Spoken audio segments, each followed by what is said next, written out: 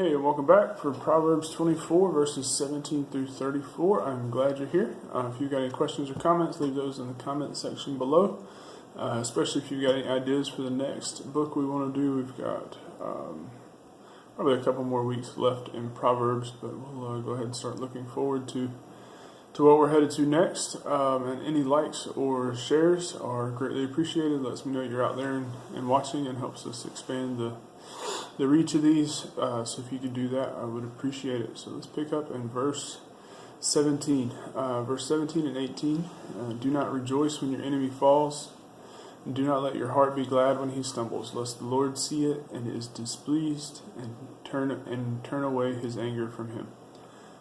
So the main thing this is pointing out is basically don't rejoice in other people's failure, even if they are someone you would consider an enemy, or someone that you may not be hoping for the best for. We should never rejoice in somebody else's failures, somebody else's issues. So we need to be careful with that. And it says the kind of the reason for this is lest the Lord see it and be displeased with your rejoicing in someone else's failure, and turn his anger away from them, and remove that punishment from their lives for your sake. I think just in general, it comes back to holding grudges, and just wishing bad for anyone are not things that we should be doing as Christians and as wise people. We should just not waste our energy on that. Verse 19 and 20, fret not yourselves because of evil doers. Do not be envious of the wicked, for the evil has no future, and the lamp of the wicked will be put out. We've talked about this a couple of times. Don't worry about evil people and their at least theoretical gain. We know the end of the story. We know that that evil people have no future unless they turn away and turn to God, and that their lamp will eventually be put out. And so there's no benefit to us in being envious or jealous of their gain. Verse 21, fear the Lord, my son, fear the Lord and the king, and do not join with those who do otherwise, for disaster will arise suddenly for them, and who knows the ruin that will come from them both. So notice this does not specify the political party of the king, or whether or not you agree with the king's policies.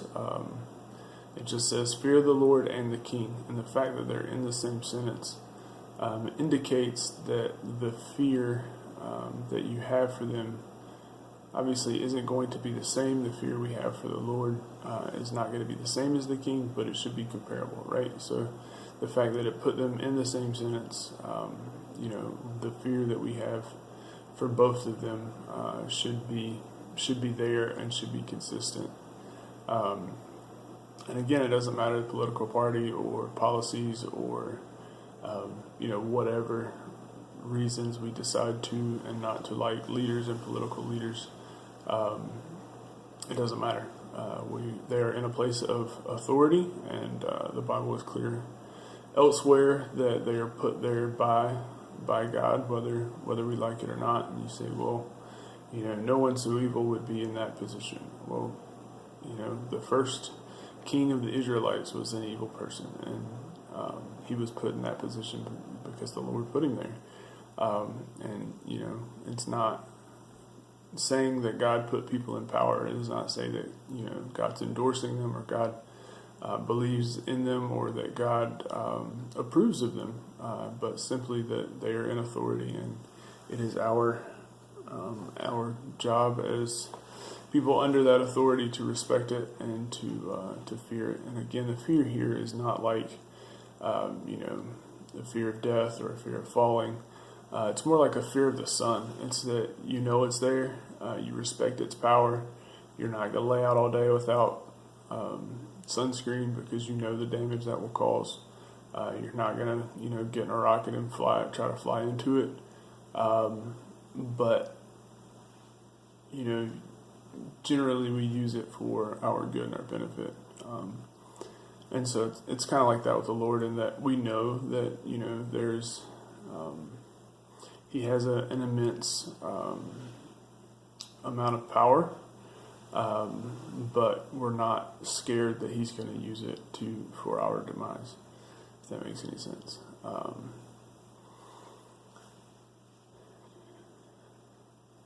right, so I'm trying to move on relatively quickly. I'm pretty excited about the last part of what we're talking about today. So I'm going to roll on into 23. These also are the sayings of the wise. Partiality in judgment is not good. Whoever says to the wicked, "You are right," will be cursed by peoples and abhorred by nations. But those who rebuke the wicked will have delight, and a good blessing will come upon them. Whoever gives an honest answer kisses the lips.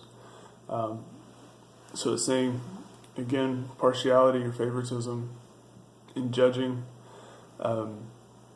And obviously this is not, this is applicable in a court of law. But I think it's also applicable if you're in authority over anyone, if you're in a workplace and you like someone better than another person, and you tend to, go for their promotion more than someone else's, but it has nothing to do with their work quality or dedication or knowledge or skills or abilities. That partiality is also not wise, and it's not good. And whoever approves of the wicked, whoever says to the wicked, "You are right," and be cursed by peoples, will be cursed and abhorred. So you always think someone in a position of authority doing something that's stupid, and you think to yourself, who approved this? Who around him is saying this is a good idea? Who around her is saying is egging this on? And that's where you see, you'll be cursed by peoples and abhorred by nations. So if you're in that position, if you're around someone and you're encouraging their wicked ways, then someone else is cursing you because of the results of that. But on the other hand, those who rebuke the wicked will have delight. So those who stand up against the wicked and say, "This is dumb, quit doing it," or this is not benefiting the greater good, or this is not good for you, or whatever, those will have delight, and a good blessing will come upon them. Kind of the follow up to that is, whoever gives an honest answer kisses the lips. I've been kind of studying personal development lately, and one of the things that they talk about in that are these great leaders that fall and how they get there. A lot of times, and almost exclusively, what happens is they end up surrounding themselves with people that are just yes men. They just agree with them no matter what, or they seclude themselves completely, and they don't have any kind of feedback loop for someone that will stand up against them and give them an honest answer. And so they get into this downward spiral where they are either not getting any kind of feedback, or the only feedback they're getting is what they want to hear, and no one's around to give them an honest answer and say, "This is what you're actually doing, and this is what's actually going to come of this, and this is how this is going to work." And instead, they just get in this downward spiral and end up in these bad situations. Verse 27, "Prepare your work outside, get everything ready for yourself in the field, and after that build your house." So this is pointing out, make preparations, get everything together, think through all the details before you start building a house. It says otherwise, make sure you've counted the cost and you know how much it's going to cost, because you don't want to get halfway done and run out of money, and the embarrassment that goes with that. So this is kind of along with that, prepare, get ready, and then build. Verse 28 and 29, "Do not be a witness against your neighbor without cause. Do not deceive with your lips. Do not say, 'I will do to him as he has done to me. I will pay him back for what he has done.'" Again, this is applicable in a court of law, but it's also applicable outside of that. Don't go against your neighbor without cause. Don't come against him in order to try to get him back for something. None of that is beneficial. If anything, you getting stuck and caught up in this holding a grudge and carrying hate is going to do more damage to you than it is to them. You've probably also heard this, but if you haven't, I'll share it with you anyway. Or if you have, I'll remind you of it. Holding a grudge on someone is, and this is obviously not original, but holding a grudge on someone is like drinking poison and waiting for them to fall over dead. It's that you are taking on all of this anger and resentment and pain and suffering, and they probably don't even know anything about it. They probably don't care. If they cared, they would have apologized by now. And so you're holding all this bad stuff inside and hoping that, it's going to damage someone else, and it's not. It's only damaging you. All right, so verse 30, this is a part I'm excited about because it kind of came to me as not really a revelation, but, I've always heard this and read this and just applied it on the face value. And so I've started kind of thinking about this as a deeper thing, but I've only got a few minutes to get through it, so we'll try to get there. If I need to, I'll come back to it at a later time. But anyway, Proverbs 24, verse 30 through 34. I passed by the field of a sluggard and by the vineyard of a man lacking sense, and behold, it was overgrown with thorns, and the ground was covered with nettles. Its stone wall was broken down. Then I saw it and considered it, and I looked and received instruction. A little sleep, a little slumber, a little folding of the hands to rest, and poverty will come upon you like a robber, and want like an armed man. And so the face value of this is that, if you have a piece of land, you don't take care of it, brambles and thicket, and, in the south here, it would be kudzu, whatever, weed or non-productive plant is going to take over. Vermin and wildlife is going to move in. You're not going to be able to use it for your benefit, right? So you've got a vineyard, you don't take care of the weeds, you don't maintenance it, whatever. Something else is going to move in and take over that is not going to be of benefit of you, right? And then the zinger is a little sleep, a little slumber, and a little folding of the hands to rest, and poverty will come upon you like a robber, and want like an armed man, right?